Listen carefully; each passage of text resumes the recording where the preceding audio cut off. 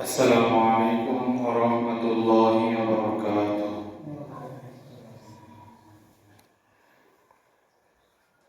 الحمد لله الذي جعل الشمس والقمر بحسبان والنجم والشجر يسجدان وفضل زمانا على زمان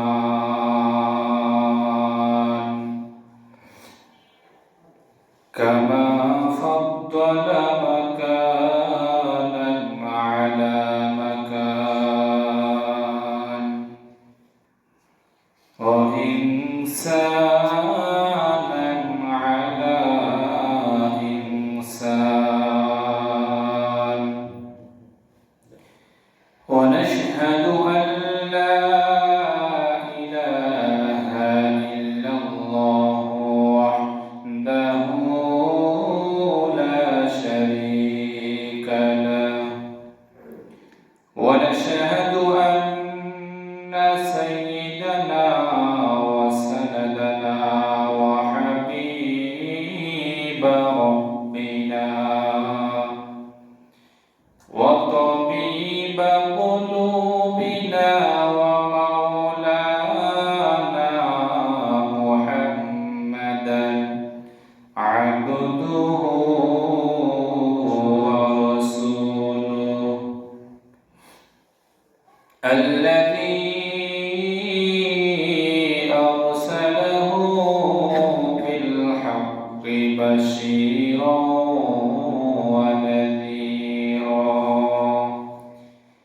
وداعيا إلى الله بإذنه وسراجا وقمرا منيرا فقد قال الله تعالى في كلامه المجيد وفرقان الحميد সকলেই জবান খুলে পড়ি আউযু বিল্লাহি মিনাশ শাইতানির রাজীম বিসমিল্লাহির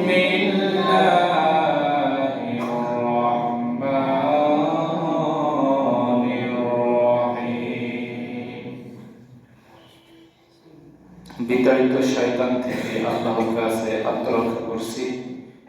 সকলেই গভীর মনোযোগ দিয়ে কোরআনুল কারীমের আয়াতে কারিমা শ্রবণ করব, কেননা আল্লাহ তাআলা পবিত্র কোরআনে ঘোষণা করেন যে যেখানে বা যে স্থানে যেখানে আল্লাহ তাআলার কালামে পাক থেকে নবী রাসূলগণের অসংখ্য হাদিস থেকে যেখানে আলোচনা হবে সেই জায়গাটা হচ্ছে জান্নাতের বাগান। সুতরাং এখন কোরআন সুন্নাহ থেকে আলোচনা হবে, এই জন্য আমরা সকলেই গভীর মনোযোগ দিয়ে আলোচনাটা শুনব। আলোচনা শোনার পরে আমাদের নিজের জীবনে, যার যার ব্যক্তিগত জীবনে এই আলোচনাগুলো আমল করার জন্য আমরা চেষ্টা করব। কোরআনুল কারীমের তেলাওয়াত যেখানে হবে ওইটা হচ্ছে জান্নাতের বাগান। এই জন্য যখন আলোচনা চলবে, আলোচনা চলাকালে সুন্নত নামাজ পড়া জায়েজ নাই, এটা হারাম। খুতবা শোনা ওয়াজিব। সুতরাং খুতবার সময় যদি কেউ নামাজ পড়ে, ঠিক আছে, তার নামাজটা কবুল হবে না। কেন কবুল হবে না? যে ওয়াজিব তরক করে আপনি সুন্নত নামাজ পড়তেছেন, সুন্নতের থেকে ওয়াজিবের দাম বেশি। এই জন্য আলোচনা কিংবা খুতবা এই সময়ের মধ্যে সুন্নত নামাজ পড়া যাবে না, সুন্নত নামাজ পড়া যাবে না। কেননা এটা হচ্ছে এখন একটা ওয়াজিবের আমল চলতেছে, যে খুতবা পাঠ করা হয়েছে, সর্বপ্রথম খুতবা পাঠ করলাম, খুতবার পরে এখন একটি আয়াতি কারিমা পড়ব। এই আয়াত থেকে কিছু কথা হবে এবং বুখারী ও মুসলিম শরীফ থেকে কিছু কথা হবে ইনশাআল্লাহ। এই জন্য গভীর মনোযোগ দিয়ে আমরা আলোচনাগুলো শুনবো। আমরা যারা পিছনে আছি আগে সামনের লাইনটা পূরণ করব, এরপরে দ্বিতীয় লাইন পূরণ করব। আমরা কেউ কারোর পাশে কোনো প্রকার ফাঁকা রাখবো না। যেখানে ফাঁকা থাকবে ওই জায়গাতে শয়তান প্রবেশ করবে। এজন্য আমরা কেউ কোথাও ফাঁকা না রেখে আমরা একে অপরকে জায়গা করে দেব। একে অপরকে জায়গা করে দিলে কালকে আমাদের ময়দানে আল্লাহ তাআলা আপনাকে আমাকে জান্নাতের ময়দানে জায়গা করে দেবেন। আল্লাহ তাআলা বলেন, ফাযকুরুনি আযকুরকুম ওয়াশকুরুনি ওয়ালা তাকফুরুন। সাদাকাল্লাহুল মাওলানাল আযীম ওয়া সাদাকা রাসূলুন নাবিয়্যুল কারীম। المسلم من سلم المسلمون من لسانه ويده। সমস্ত প্রশংসা সেই মহান আল্লাহ তাআলার জন্য, যিনি আমাদেরকে 10টি মায়ের 10টি গুনাহগারের সন্তানকে, যিনি আপনাকে আমাকে আল্লাহর ঘরের মেহমান হয়ে এখানে এসে বসে কোরআন সুন্নাহ থেকে কিছু কথা শোনাবার মতো তৌফিক দিয়েছেন। এজন্য আমরা অন্তরের অন্তঃস্থল থেকে, দিল থেকে শুকরিয়া জ্ঞাপন করছি। সকলে পড়ি আলহামদুলিল্লাহ। পাশাপাশি আমরা আল্লাহ তাআলার দরবারে অগণিত লক্ষ কোটি শুকরিয়া এই জন্য আদায় করব যে আল্লাহ তাআলার শুকরিয়া আদায় করার মাধ্যমে অনেক ফায়দা রয়েছে। আল্লাহ তাআলার শুকরিয়া আদায় করার মাধ্যমে বান্দাবান্দীদের জন্য অনেক উপকার রয়েছে, ক্ষতি নাই। সুতরাং শুকরিয়া আদায় করলেই সওয়াবের মধ্যে আমরা অংশগ্রহণ করতে পারবো। যিনি আপনাকে আমাকে মুসলিম বানিয়েছেন, যিনি আপনাকে আমাকে ইহুদি না বানিয়ে মুসলিমের ঘরে জন্মগ্রহণ করার সুযোগ দিয়েছেন, সেই মহান আল্লাহ তাআলার শুকরিয়া আমরা অন্তর থেকে কেউ জবানকে বন্ধ না রেখে উচ্চ স্বরে কুকিল কণ্ঠে আল্লাহ তাআলার শুকরিয়া আদায় করছি। সকলে পড়ে আলহামদুলিল্লাহ। সাইয়্যিদুল মুরসালিন খাতামুন নবিয়্যিন, সেই নবীর প্রতি আমরা সকলেই দরুদ এবং সালাম পাঠ করছি, যার মাধ্যমে ইসলাম পেয়েছি, দ্বীন পেয়েছি। ইসলাম যে একটি শান্তির ধর্ম তা আমরা খুঁজে পেয়েছি। সেই নবীর প্রতি আমরা সকলেই দরুদ এবং সালাম পাঠ করি। সকলে পড়ি সাল্লাল্লাহু আলাইহি ওয়াসাল্লাম। আল্লাহর দেওয়া জবান থেকে আমরা প্রথমে আল্লাহ তাআলার শুকরিয়া জ্ঞাপন করেছি, এরপরে নবীজির শানে দরুদ পাঠ করেছি। আসুন এখন পবিত্র কোরআনুল কারীম থেকে একটি আয়াতে কারিমা তেলাওয়াত করেছি। রাসূলুল্লাহ সাল্লাল্লাহু আলাইহি ওয়াসাল্লামের অসংখ্য হাদিস থেকে একটি হাদিস পাঠ করেছি। আল্লাহ তাআলা যদি আমাকে তৌফিক দান করেন তাহলে কোরআনের আয়াত, কোরআনের তেলাওয়াতকৃত আয়াত এবং রাসূল সাল্লাল্লাহু আলাইহি ওয়াসাল্লামের হাদিস যে পাঠ করেছি সেই হাদিসের উপরে কিছু কথা বলবো ইনশাআল্লাহ। আল্লাহ তাআলা পবিত্র কোরআনুল কারীমে যেটা বলেছেন এই কথাগুলো প্রত্যেকের জন্য শোনা ফরজ এবং নিজের বাস্তব জীবনে আমল করা ফরজ। এবং হাদিসের মধ্যে কিছু কিছু ফরজের নির্দেশ এসেছে, কিছু কিছু সুন্নতের নির্দেশ এসেছে। যেমন কোন কোন হাদিসে এসেছে খায়রুকুম মান তাআল্লামাল কুরআনা ওয়া আল্লামা, দ্বীনি ইলম শিক্ষা করা প্রত্যেক মুসলমানদের জন্য ফরজ। আবার কোথাও এসেছে যে দ্বীনি ইলম শিক্ষা করার জন্য রাস্তায় বের হওয়া সুন্নাহ। যেমন পবিত্র কোরআনুল কারীমে অনেক আয়াতে কঠোরভাবে বান্দাবান্দীদেরকে নির্দেশ করা হয়েছে।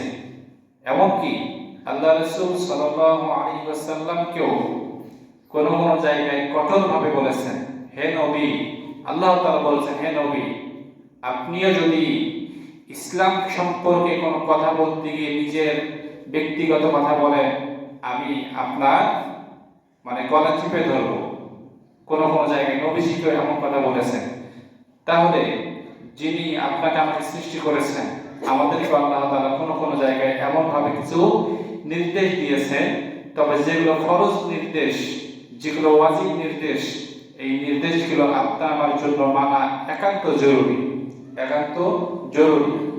তবে আমরা কোরআনের আইন, কোরআনের নির্দেশ, কোরআনের হুকুম মানতে রাজি নাই। কথা বলেন ঠিক কিনা? যদি এই কোরআনুল কারীমের মধ্যে যে জিহাদের কথা 917 বার এসেছে, নামাজের কথা কতবার এসেছে? 82 বার এসেছে। তবে যেটার কথা বেশি এসেছে সেটা আপনাকে আমাকে মানতে হবে, নামাজের কথাও মানতে হবে। তবে আমাদের সমাজটা এখন মানে চাটুকারিতা দিয়ে চলতেছে। আমাদের দেশটা কি দিয়ে চলতেছে? চাটুকারিতা। যে আমাদের সমাজে চাটুকারিতা করতে পারে সেই সমাজে টিকে থাকতে পারে। সমাজে যে মিথ্যা কথা বলতে পারে সেই সমাজে টিকে থাকতে পারে। যে বেশি তেল মারতে পারে সেই সমাজের বুকে, দেশের বুকে বড় বড় পদ পায়। কথা বলেন ঠিক কিনা? কিন্তু আপনি একটা মিথ্যা কথা বলে অপর মানুষকে আপনি কষ্ট দিচ্ছেন। আপনি নিজের সম্পর্কে আগে চিন্তা করুন যে আপনি মিথ্যা বলার কারণে অমুক ব্যক্তি কষ্ট পাচ্ছেন। এই জন্য তো এই বিষয়ে একটি হাদিস আজকে তেলাওয়াত করেছি, পাঠ করেছি। আল মুসলিমু মান সালিমাল মুসলিমুনা মিন লিসানিহি ওয়া ইয়াদিহি। খাঁটি মুসলমান ওই ব্যক্তি, ওই ব্যক্তিকেই খাঁটি মুসলমান বলা হয় যাহার হাত, পা, মুখ, চোখ, নাক, শরীরের অঙ্গ প্রত্যঙ্গ হইতে অপর একটা মুসলমান ভাই নিরাপদ থাকে। খাঁটি মুসলমান শুধু নামাজ পড়লেই যে মুসলমান তা কিন্তু না। নামাজ পড়লেই তাকে মুসলিম বলা যাবে না। তার নামাজ, তার জীবনের প্রত্যেকটা চলার ক্ষেত্রে হতে হবে রাসূলের আদর্শ, আল্লাহ তাআলার কোরআন এবং কোরআন সুন্নাহ মোতাবেক তার প্রত্যেকটা জীবনের চলার প্রত্যেকটা পদে পদে তার রাসূলের সুন্নাতের অনুসারী হতে হবে। তাহলে সে প্রকৃতপক্ষে মুসলিম। সুতরাং আপনি আপনার নিজের জবানের কারণে নিজের জবান দিয়ে অপর মুসলিম ভাইকে আপনি কষ্ট দিচ্ছেন। কোন মিথ্যা কথা বলে তাকে আপনি ফাঁসানোর জন্য চেষ্টা করছেন।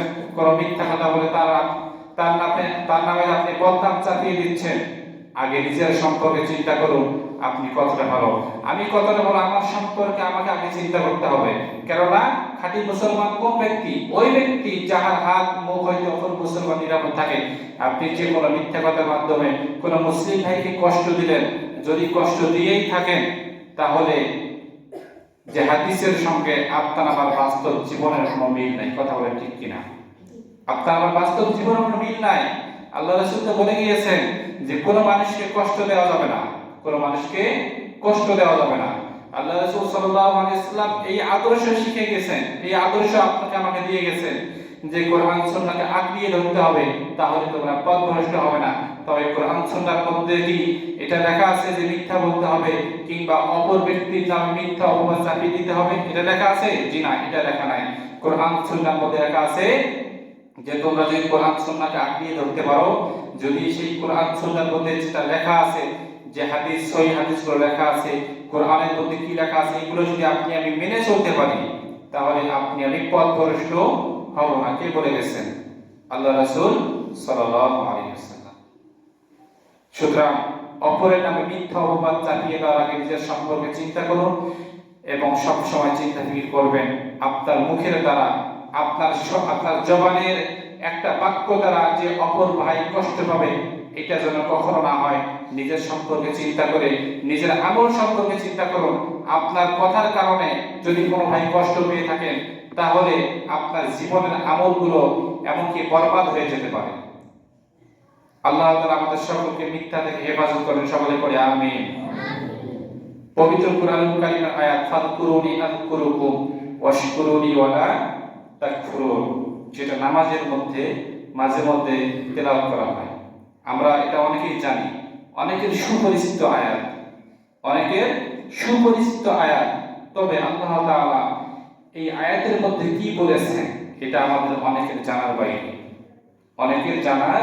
বাইরে।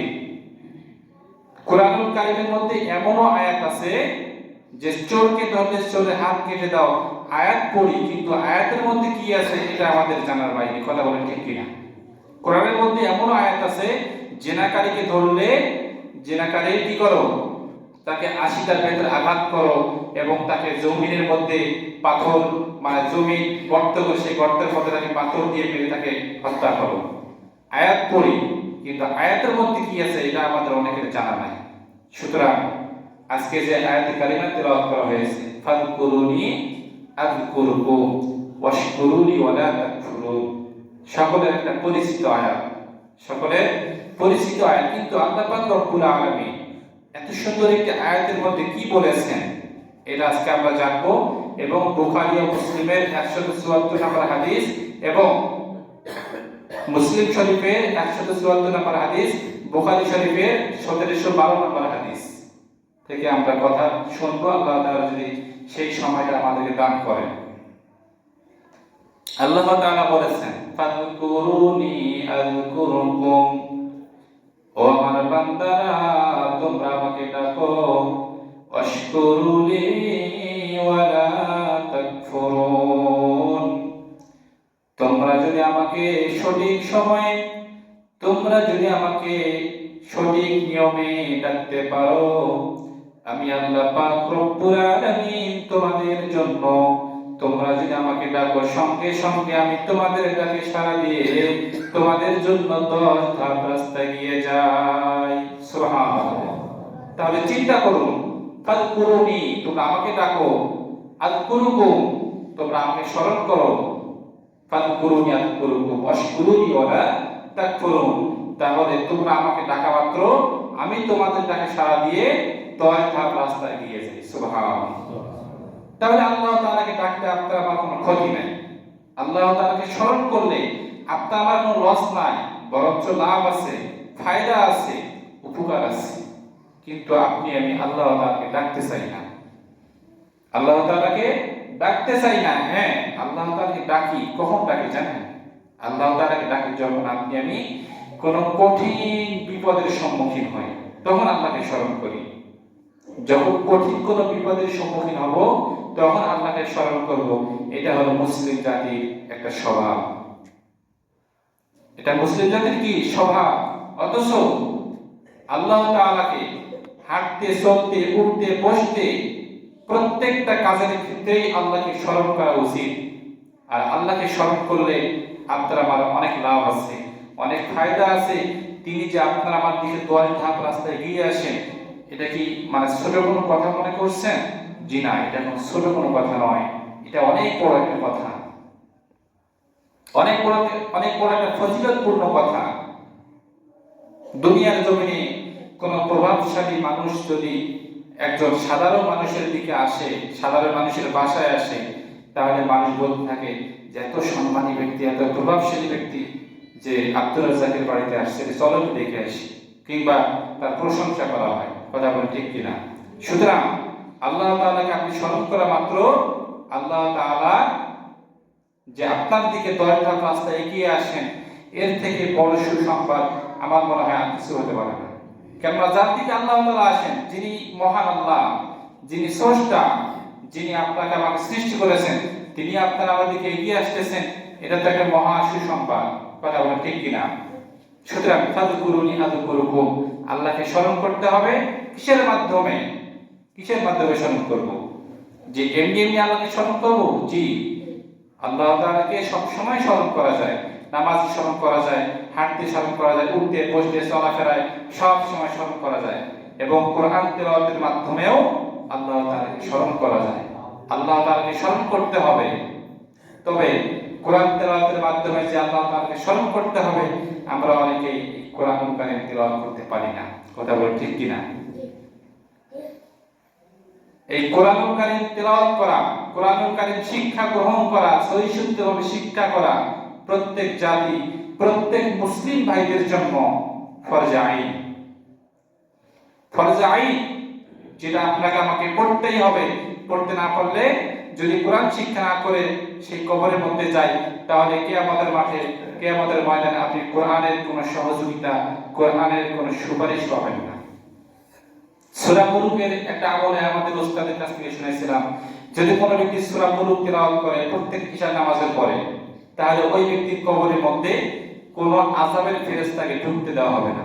যখন কোনো আযাবের ফেরেশতা আসবে, সূরা মুলুক বলবে, আমাকে দুনিয়াতে আমল করেছে, আমাকে দুনিয়াতে তেলাওয়াত করেছে, মেহনত করেছে, সুতরাং এই কবরের মধ্যে কোনো আযাবের ফেরেশতাকে আসতে দেওয়া হবে না, তোমরা অন্য জায়গায় চলে যাও। সকলে পড়ি সুবহানাল্লাহ। তাহলে আপনি যদি তিলাওয়াত না জানেন, আপনি কি সূরা মুলুক পড়তে পারবেন? পারবেন না। যদি তিলাওয়াত না জানেন, সূরা মুলুকের আমল আপনি জানবেন না। সুতরাং কোরআন শিক্ষা গ্রহণ করা প্রত্যেক মুসলিম ভাইদের জন্য ফরজে আইন, যেটা পড়তেই হবে। অথচ এই কোরআন শিক্ষার পিছনে আমাদের কোনো গুরুত্ব নাই, আমাদের সন্তানদের গার্ডিয়ানদের কোনো গুরুত্ব যেমন আছে, গুরুত্ব আছে, তবে অনেকের গুরুত্ব নাই, অনেকের গুরুত্ব নাই। একজন ডিসি আপনার বাড়িতে একটা চিঠি পাঠিয়েছে, এখন আপনি চিঠিটা পড়তে পারতেছেন না, এই চিঠি নিয়ে গেছে অন্য কোনো ভাইয়ের বাসায়, ভাই দেখুন তো আমাদের ডিসি সাহেব একটা চিঠি পাঠিয়েছেন, এই চিঠির মধ্যে কি লিখেছেন এটা আমি বুঝতে পারতেছি না। যে ভাইয়ের কাছে নিয়ে গেছেন ওই ভাইও পড়তে পারে না, তার কারণ চিঠির মধ্যে কিসে লেখা আছে? ইংরেজিতে লেখা আছে, ইংরেজি ওই ভাই কি পড়তে পারে না। ওই ভাইয়ের কাছ থেকে আরেকজন ভাইয়ের কাছে নিয়ে গেছেন, ওই ভাইও পড়তে পারতেছেন না। এখন চিঠি নিয়ে যাইতে এরকম 10-12 জন ভাইয়ের কাছে নিয়ে যাওয়া পর্যন্ত রাত হয়ে গেছে, গভীর রাত হয়ে গেছে। এখন শেষ পর্যন্ত আপনি আবার মানে ওই ডিসির কাছে চলে গেছেন, ডিসি ভাই আপনি এই চিঠির মধ্যে কি লিখেছেন, আমাকে মানে আমার অনেক শর্টকাট লাগতেছে, এই চিঠির মধ্যে কি লিখেছেন? আমার জমি জমা কি লিখে নিয়েছেন, নাকি আমার মেয়েকে বিবাহ করছেন, কি করছেন? এই চিঠির মধ্যে কি লিখেছেন? এই চিঠি পাওয়ার পরে আমাদের শর্টকাট শুরু হয়ে যায়, কথা বলেন ঠিক কিনা? কিন্তু চিঠির মধ্যে কি লিখেছেন এটা আপনি পড়তে না পারার কারণে আপনি অসংখ্য ব্যক্তিদের কাছে যাচ্ছেন যে দেখুন এই চিঠির মধ্যে কি লেখা আছে। কিন্তু একজন ডিসির চিঠি পাওয়ার পরে যদি এরকম শর্টকাট করি আমরা, তাহলে যিনি ডিসি মহা ডিসি বিশ্ব ডিসি, যিনি আপনার আমার কাছে একটা চিঠি পাঠিয়েছেন, এই চিঠি নিয়ে আমরা কয়জনের কাছে গিয়েছিলাম বলেন? গিয়েছিলাম কোনদিন যে ভাই দেখুন তো আল্লাহ তাআলা একজন যিনি বিশ্ব ডিসি, সারা পৃথিবীর ডিসি, সারা বিশ্বের একজন ডিসি, এই ডিসি এই মানে এই কোরআনের মধ্যে এই চিঠির মধ্যে কি লিখেছেন আমাকে একটু মানে পড়ে শোনান। গিয়েছিলাম কোনদিন? কোন আলেমের কাছে গিয়েছিলাম? কোন উস্তাদের কাছে যাইনি, কোন আলেমের কাছে যাইনি, যারা পড়তে পারে তাদের কাছেও যাইনি। তাহলে গুরুত্ব দিলেন কাকে? দুনিয়ার ডিসি। অথচ যে ডিসি আল্লাহ তাআলার কাছে অনুপরিমাণ কোন দাম নাই। আমাদের উচিত ছিল আল্লাহ তাআলা যে চিঠি দিয়েছেন এই চিঠিটা আপনি আমি পড়া এবং অপরকে শিক্ষাদান করা, পাঠদান করা। অথচ এই চিঠি আমার মনে হয় প্রত্যেকের বাড়িতে আছে, কম বেশি প্রত্যেকের বাড়িতে আছে না? অবশ্যই আছে। অথচ এই চিঠির ভিতরে কি লেখা আছে এটা আপনি আমি জানার কোনো গুরুত্ব মনে করি না, জানার কোনো গুরুত্ব মনে করি না। এই চিঠির উপরে যে একটা কাপড় থাকে, কোরআন শরীফের উপরে একটা কাপড় থাকে না ভাই? একটা কাপড় থাকে, দেখা যায়। এই কাপড়কে সপ্তাহে, মাসে, বছরে পরিষ্কার করা হয় না। আমি কি কথা ভুল বললাম? জি না, বাস্তব কথা বলছি। এই কোরআন শরীফের উপরে যে কাপড়টি থাকে, এই কাপড়কে সপ্তাহে, বছরে, মাসে পরিষ্কার করা হয় না। অথচ আমার শরীরে যে কাপড়টি আছে এটা প্রতিদিন পরিষ্কার করি, সপ্তাহে 2-3 বার পরিষ্কার করি। এরকম নজির আছে না? নাই? অবশ্যই আছে। তাহলে গুরুত্ব দিলাম কাকে? আমাদের নিজের শরীরের যে পোশাক আছে এগুলোকে আমরা বেশি করে গুরুত্ব দিচ্ছি।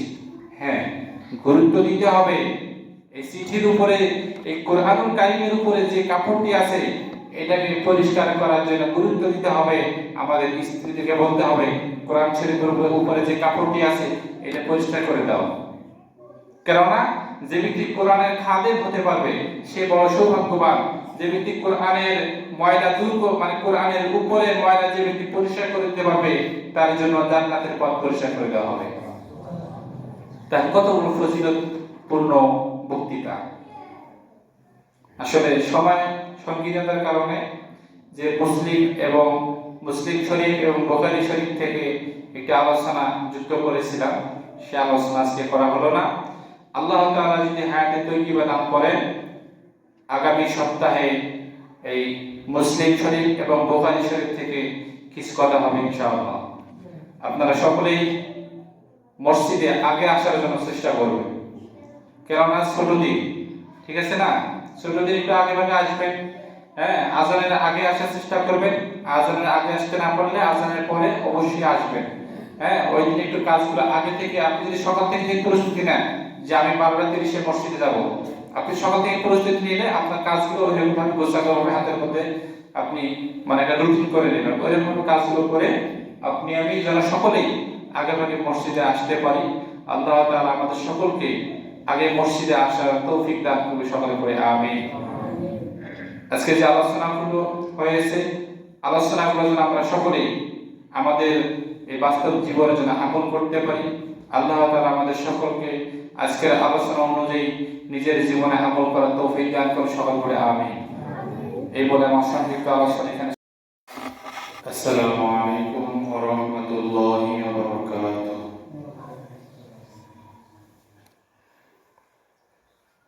الحمد لله الذي جعل الشمس والقمر بحسبان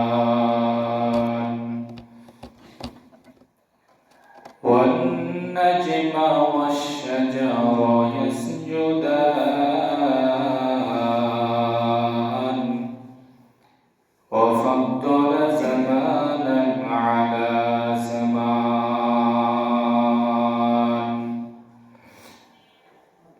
كما فضل مكانا على مكان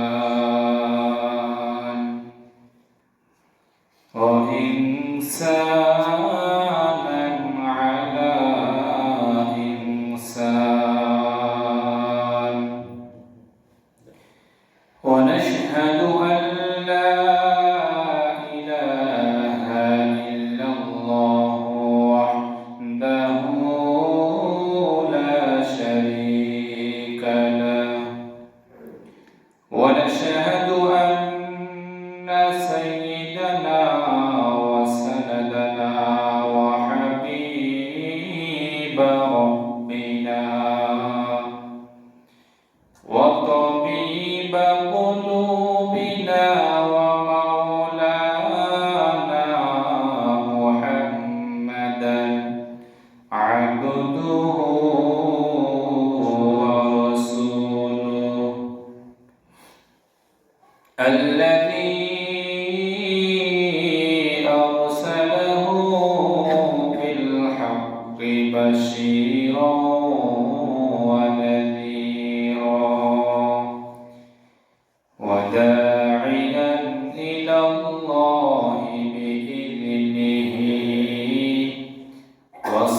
وسراجا وقمرا منيرا. فقد قال الله تعالى في كلامه المجيد وفرقان الحميد. সকলেই জবান খুলে পড়ি আউযু বিল্লাহি মিনাশ শাইতানির রাজীম। বিসমিল্লাহির রাহমানির রাহিম। বিতাড়িত শয়তান থেকে আল্লাহর কাছে আত্মরক্ষা করছি।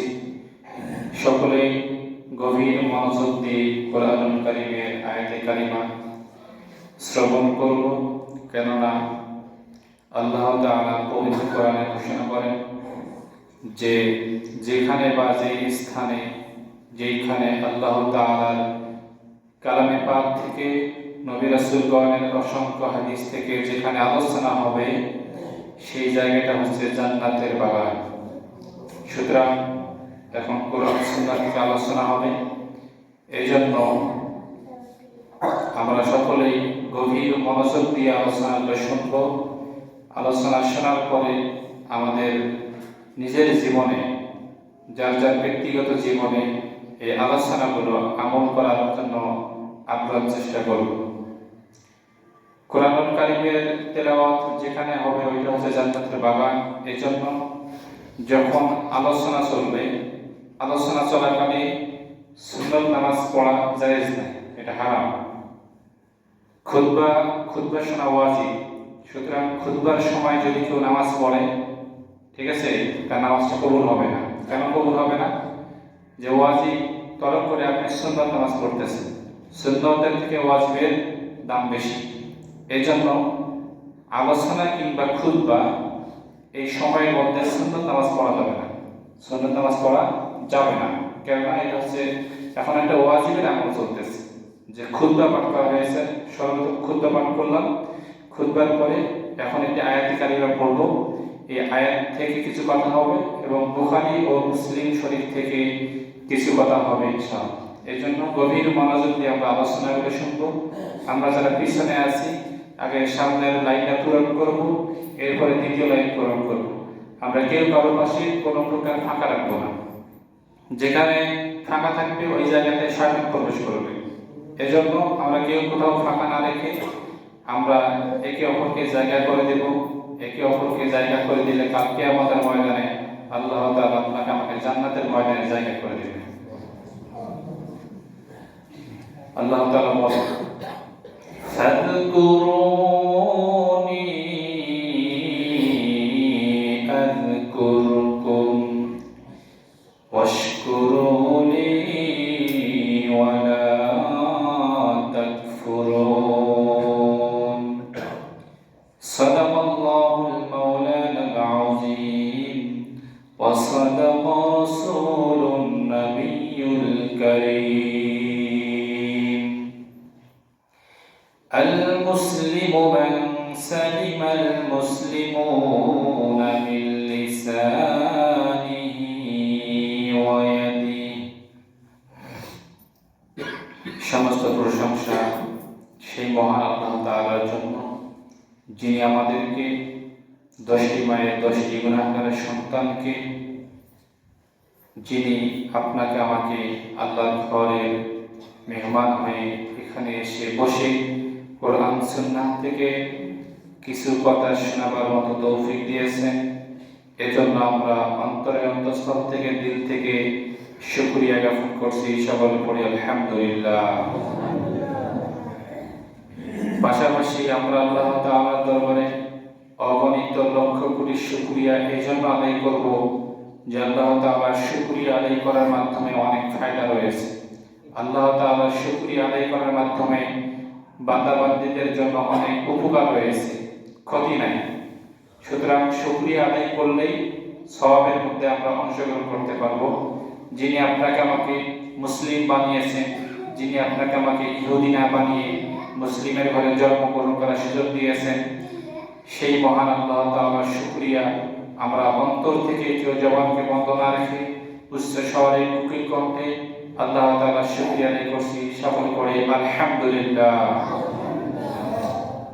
সাইয়্যিদুল মুরসালিন খাতামুন নবিয়্যিন, সেই নবীর প্রতি আমরা সকলেই দরুদ এবং সালাম পাঠ করছি, যার মাধ্যমে ইসলাম পেয়েছি, দিন পেয়েছি। ইসলাম যে একটি শান্তির ধর্ম তা আমরা খুঁজে পেয়েছি।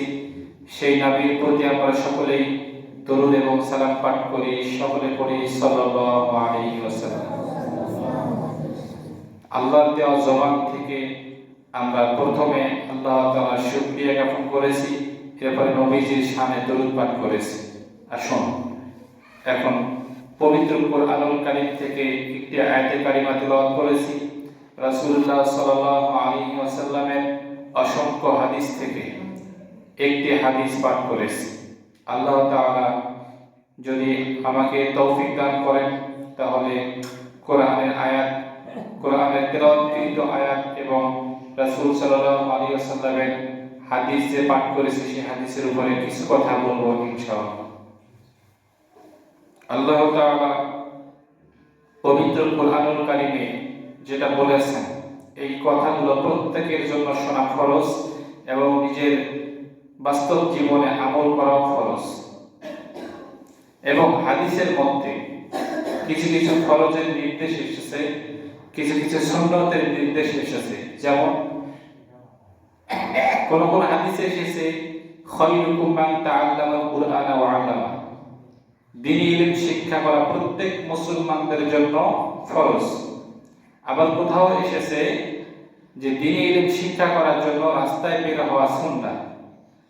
যেমন পবিত্র কুরআনুল কারীমে অনেক আয়াতে কঠোরভাবে বান্দা-বান্দীদেরকে নির্দেশ করা হয়েছে, এমনকি আল্লাহ রাসূল সাল্লাল্লাহু আলাইহি ওয়াসাল্লামকেও কোন কোন জায়গায় কঠোরভাবে বলেছেন, হে নবী, আল্লাহ তাআলা বলেছেন, হে নবী, আপনিও যদি ইসলাম সম্পর্কে কোনো কথা বলতে গিয়ে নিজের ব্যক্তিগত কথা বলেন, আমি আপনার গলা চিপে ধরবো। কোন কোন জায়গায় নবীজিকে এমন কথা বলেছেন।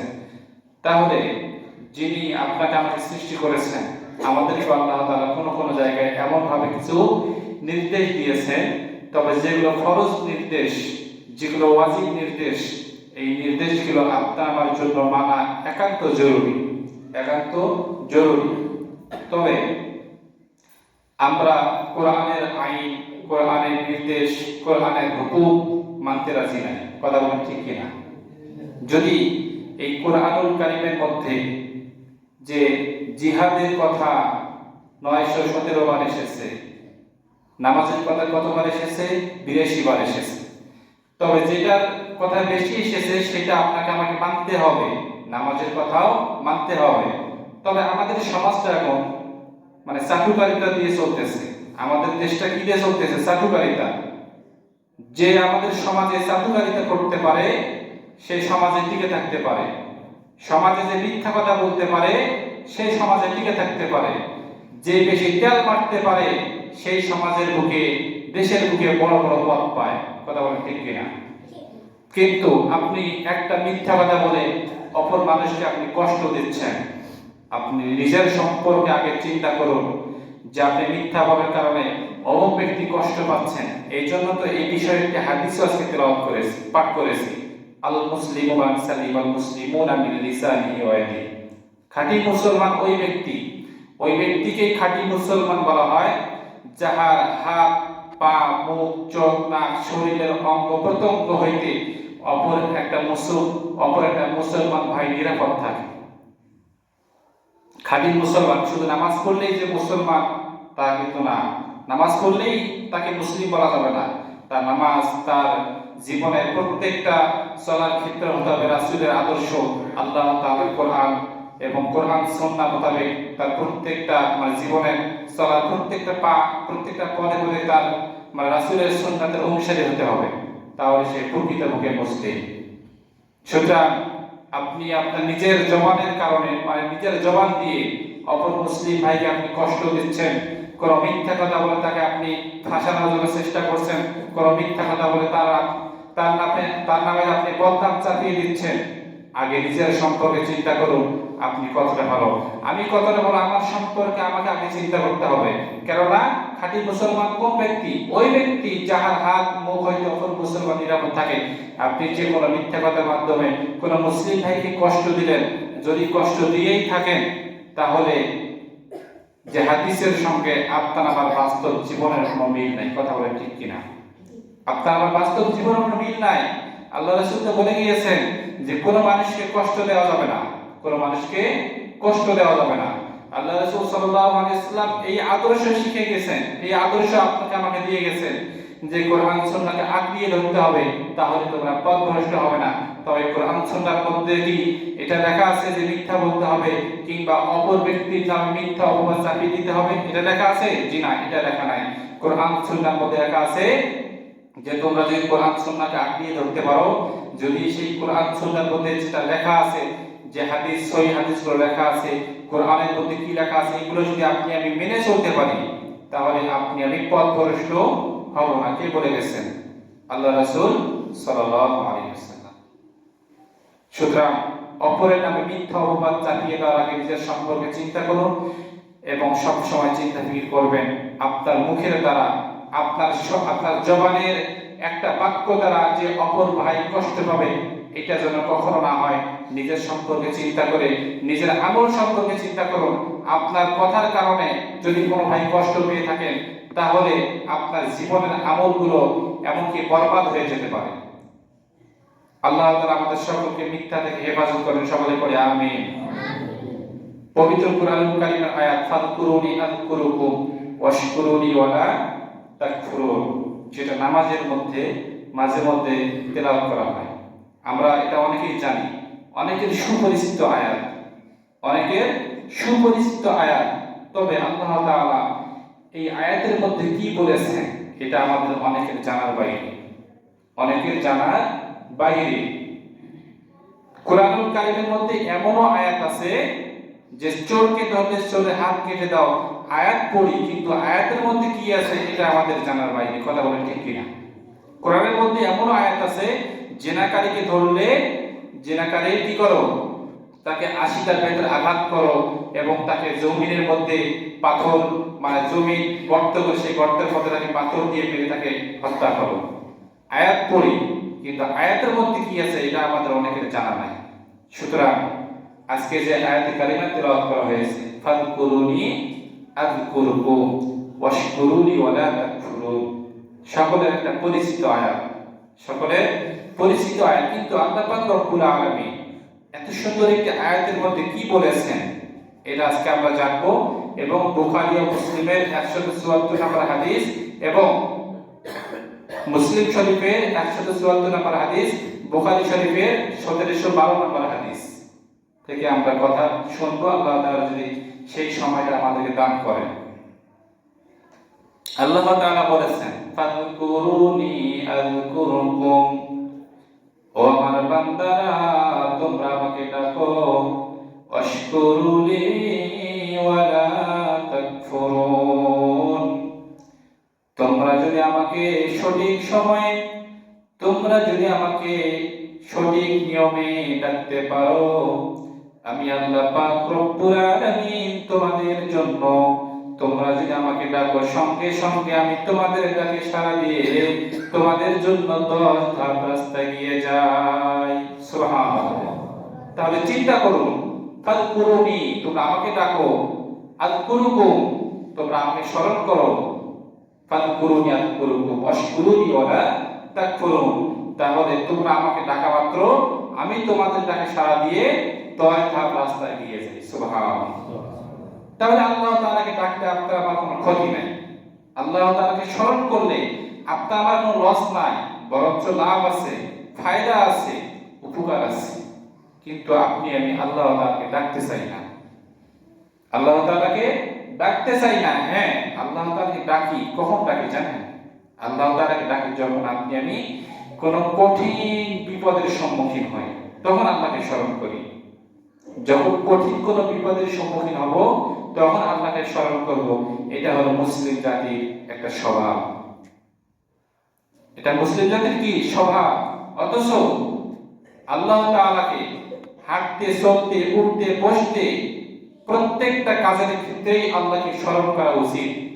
আর আল্লাহকে স্মরণ করলে আপনার আমার অনেক লাভ আছে, অনেক ফায়দা আছে। তিনি যে আপনার আমার দিকে 10 ধাপ রাস্তায় এগিয়ে আসেন, এটা কি মানে ছোট কোনো কথা মনে করছেন? জি না, এটা কোনো ছোট কোনো কথা নয়, এটা অনেক বড় একটা কথা, অনেক বড় একটা ফজিলতপূর্ণ কথা। দুনিয়ার জমিনে কোনো প্রভাবশালী মানুষ যদি একজন সাধারণ মানুষের দিকে আসে, সাধারণ মানুষের বাসায় আসে, তাহলে মানুষ বলতে থাকে যে এত সম্মানী ব্যক্তি, এত প্রভাবশালী ব্যক্তি যে আব্দুর রাজ্জাকের বাড়িতে আসছে, চলো দেখে আসি, কিংবা তার প্রশংসা করা হয়। কথা বলে ঠিক কিনা? সুতরাং আল্লাহ তাআলাকে আপনি স্মরণ করা মাত্র আল্লাহ তাআলা যে আপনার দিকে 10 ধাপ রাস্তা এগিয়ে আসেন, এর থেকে বড় সুসংবাদ আমার মনে হয় আর কিছু হতে পারে না। কেননা যার দিকে আল্লাহ তাআলা আসেন, যিনি মহান আল্লাহ, যিনি স্রষ্টা, যিনি আপনাকে আমাকে সৃষ্টি করেছেন, তিনি আপনার আমার দিকে এগিয়ে আসতেছেন, এটা তো একটা মহা সুসংবাদ। কথা বলেন ঠিক কিনা? সুতরাং ফাযকুরুনি আযকুরকুম, আল্লাহকে স্মরণ করতে হবে। কিসের মাধ্যমে? কিসের মাধ্যমে স্মরণ করব? যে এমনি আল্লাহকে স্মরণ করব? জি, আল্লাহ তাআলাকে সব সময় স্মরণ করা যায়, নামাজে স্মরণ করা যায়, হাঁটতে স্মরণ করা যায়, উঠতে, বসতে, চলাফেরায় সব সময় স্মরণ করা যায়। এবং কোরআন তেলাওয়াতের মাধ্যমেও আল্লাহ তাআলাকে স্মরণ করা যায়। আল্লাহ তাআলাকে স্মরণ করতে হবে। তবে কোরআন তেলাওয়াতের মাধ্যমে যে আল্লাহ তাআলাকে স্মরণ করতে হবে, আমরা অনেকেই কোরআন কারীম তেলাওয়াত করতে পারি না। কথা বলে ঠিক কিনা? এই কোরআনুল কারীম তেলাওয়াত করা, কোরআনুল কারীম শিক্ষা গ্রহণ করা, সহিষ্ণুভাবে শিক্ষা করা প্রত্যেক জাতি, প্রত্যেক মুসলিম ভাইদের জন্য ফরজে আইন। ফরজে আইন, যেটা আপনাকে আমাকে পড়তেই হবে। পড়তে না পারলে, যদি কোরআন শিক্ষা না করে সেই কবরের মধ্যে যায়, তাহলে কিয়ামতের মাঠে, কিয়ামতের ময়দানে আপনি কোরআনের কোনো সহযোগিতা, কোরআনের কোনো সুপারিশ পাবেন না। সূরা মুলুকের একটা আমলে আমাদের ওস্তাদের কাছ থেকে শুনেছিলাম, যদি কোনো ব্যক্তি সূরা মুলুক তেলাওয়াত করে প্রত্যেক ঈশা নামাজের পরে, তাহলে ওই ব্যক্তির কবরের মধ্যে কোনো আযাবের ফেরেশতাকে ঢুকতে দেওয়া হবে না। যখন কোনো আযাবের ফেরেশতা আসবে, সূরা মুলুক বলবে, আমাকে দুনিয়াতে আমল করেছে, আমাকে দুনিয়াতে তেলাওয়াত করেছে, মেহনত করেছে, সুতরাং এই কবরের মধ্যে কোনো আযাবের ফেরেশতাকে আসতে দেওয়া হবে না, তোমরা অন্য জায়গায় চলে যাবে। সকলে পড়ি সুবহানাল্লাহ। তাহলে আপনি যদি তিলাওয়াত না জানেন, আপনি সূরা মুলুক পড়তে পারবেন? পারবেন না। যদি তিলাওয়াত না জানেন, সূরা মুলুকের আমল আপনি জানবেন না। সুতরাং কোরআন শিক্ষা গ্রহণ করা প্রত্যেক মুসলিম ভাইদের জন্য ফরজে আইন, যেটা পড়তেই হবে। অথচ এই কোরআন শিক্ষার পিছনে আমাদের কোনো গুরুত্ব নাই, আমাদের সন্তানদের, গার্ডিয়ানদের কোনো গুরুত্ব তেমন আছে, গুরুত্ব আছে, তবে অনেকের গুরুত্ব নাই, অনেকের গুরুত্ব নাই। একজন ডিসি আপনার বাড়িতে একটা চিঠি পাঠিয়েছেন, এখন আপনি চিঠিটা পড়তে পারতেছেন না, এই চিঠি নিয়ে গেছে অন্য কোনো ভাইয়ের বাসায়, ভাই দেখুন তো আমাদের ডিসি সাহেব একটা চিঠি পাঠিয়েছেন, এই চিঠির মধ্যে কি লিখেছেন এটা আমি বুঝতে পারতেছি না। যে ভাইয়ের কাছে নিয়ে গেছেন ওই ভাইও পড়তে পারে না, তার কারণ চিঠির মধ্যে কিসে লেখা আছে? ইংরেজিতে লেখা আছে, ইংরেজি ওইভাবে কি পড়তে পারে না। ওই ভাইয়ের কাছ থেকে আরেকজন ভাইয়ের কাছে নিয়ে গেছেন, ওই ভাইও পড়তে পারতেছেন না। এখন চিঠি নিয়ে যাইতে এরকম 10-12 জন ভাইয়ের কাছে নিয়ে যাওয়া পর্যন্ত রাত হয়ে গেছে, গভীর রাত হয়ে গেছে। এখন শেষ পর্যন্ত আপনি আবার ওই ডিসির কাছে চলে গেছেন, ডিসি ভাই আপনি এই চিঠির মধ্যে কি লিখেছেন? আমাকে আমার অনেক শর্টকাট লাগতেছে, এই চিঠির মধ্যে কি লিখেছেন? আমার জমি জমা কি লিখে দিয়েছেন, নাকি আমার মেয়েকে বিবাহ করছেন, কি করছেন? এই চিঠির মধ্যে কি লিখেছেন? এই চিঠি পাওয়ার পরে আমাদের শর্টকাট শুরু হয়ে যায়, কথা বলেন ঠিক কিনা? কিন্তু চিঠির মধ্যে কি লিখেছেন এটা আপনি পড়তে না পারার কারণে আপনি অসংখ্য ব্যক্তিদের কাছে যাচ্ছেন যে দেখুন এই চিঠির মধ্যে কি লেখা আছে। কিন্তু একজন ডিসির চিঠি পাওয়ার পরে যদি এরকম শর্টকাট করি আমরা, তাহলে যিনি ডিসি মহা ডিসি, বিশ্ব ডিসি, যিনি আপনারা আমার কাছে একটা চিঠি পাঠিয়েছেন, এই চিঠি নিয়ে আমরা কয়জনের কাছে গিয়েছিলাম বলেন? গিয়েছিলাম কোনদিন যে ভাই দেখুন তো আল্লাহ তাআলা একজন যিনি বিশ্ব ডিসি, সারা পৃথিবীর ডিসি, সারা বিশ্বের একজন ডিসি, এই ডিসি এই এই কোরআনের মধ্যে, এই চিঠির মধ্যে কি লিখেছেন আমাকে একটু পড়ে শোনান। গিয়েছিলাম কোনদিন? কোন আলেমের কাছে গিয়েছিলাম? কোন ওস্তাদের কাছে যাইনি, কোন আলেমের কাছে যাইনি, যারা পড়তে পারে তাদের কাছেও যাইনি। তাহলে গুরুত্ব দিলাম কাকে? দুনিয়ার ডিসি। অথচ যে ডিসি আল্লাহ তাআলার কাছে অনুপরিমাণ কোন দাম নাই। আমাদের উচিত ছিল আল্লাহ তাআলা যে চিঠি দিয়েছেন এই চিঠিটা আপনি আমি পড়া এবং অপরকে শিক্ষা দান করা, পাঠদান করা।